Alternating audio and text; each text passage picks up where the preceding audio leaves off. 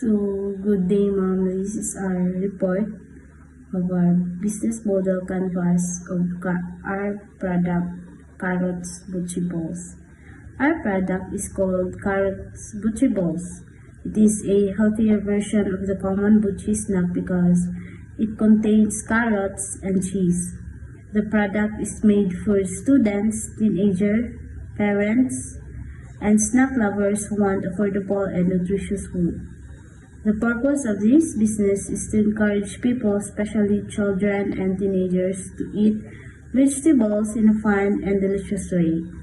So, the 9 building blocks of the business model canvas is number 1, customer segments. Our target customers are students, teenagers, parents, snack lovers, health conscious consumers. Most customers are 10 to 35 years old and live near schools and local communities. They want snacks that are tasty, affordable, and healthier. Number 2, value propositions. Carrot Butchie Balls are unique because they combine carrots, cheese, butchie. The product is affordable, nutritious, delicious, convenient to eat. It helps solve unhealthy snacks consumption and low vegetable intake. Number 3 is the channels. We promote and sell our products through schools, community events, Facebook and social media, word of mouth. Customers can buy directly during selling activities and events. Number 4, customer relationships. We maintain good relationships with customers by giving friendly service, listening to feedback, providing quality products, offering promotions, and free tasting. This helps gain customer trust and loyalty. Number 5, revenue streams. The business earns money through direct sales of Carrot Butchie Balls. The price ranges from 25 to 80 depending on the pack size. Customers are willing to pay because the product is tasty, healthy, and affordable. The key resources. Key resources refer to the essential asset required for the business to operate effectively and deliver value to customer. These resources serve as the foundation of our business operation.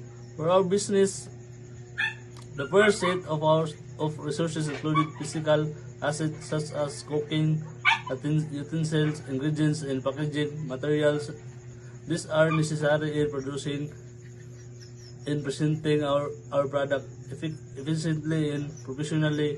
We also rely on human resources, particularly the skills and capability of our group members. This including cooking skills, marketing strategy, budgeting, and teamwork, which all contribution to the successful management of the business.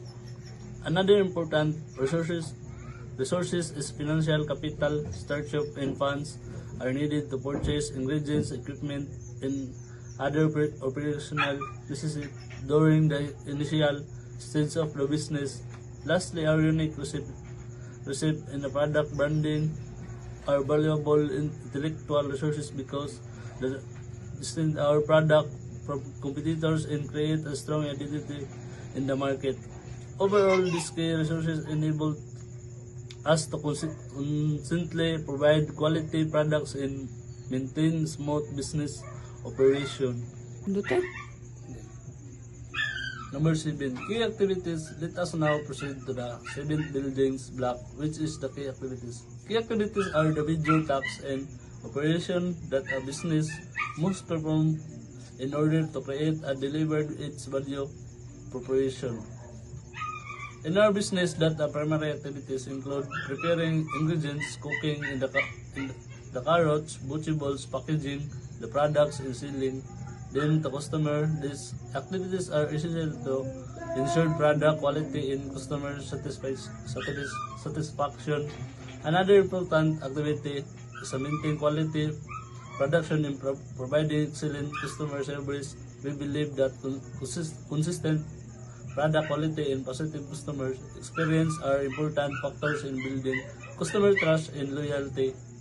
Marketing and promotion are also part of our key activities. We use social media platforms, especially Facebook, and all with word mouth marketing increase product awareness and attract more potential customers. In addition, we could conduct inventory checking, budgeting, and ingredient purchasing to insurance that the operation remain organized and efficient. These activities are important because they help business operate smoothly while continuously meeting customer needs. For the eighth component, I will discuss key partnership. Key partnership refer to the individual suppliers and organization that support the business and contribute to its success. Our business works closely with local markets, grocery stores, and packaging suppliers. This partnership provides us with the ingredients and materials necessary for production.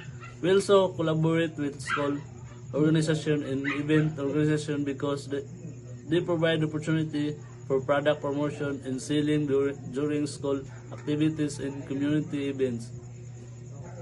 This partnership are important because they help us secure reliable source of ingredients and packaging will also expanded our market research. Additionally, establishing strong partnership allows the business reduce operational costs, improve efficient, and create more selling opportunity. Through effective collaboration with our partnership, we are able to strengthen and sustain our business operation. How that? Structure. Lastly, I will discuss the 9 building blocks in the cost structure. Cost structure refers to all expenses incurred in operating and maintaining the business. For our business, that the major costs, including ingredients, packaging, materials, and transportation expenses, are necessary for the production and distribution of our products. We also allocate expenses for cooking equipment and storage materials to ensure proper food preparation and product quality.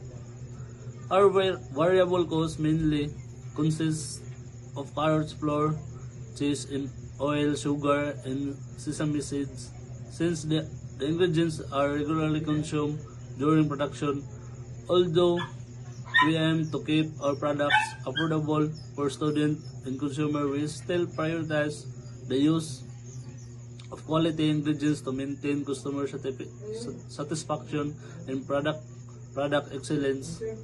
Managing costs effectively is essential because it allows the business to remain profitable while continuously offering affordable, nutritious, and high quality snacks to customers. Thank you for listening.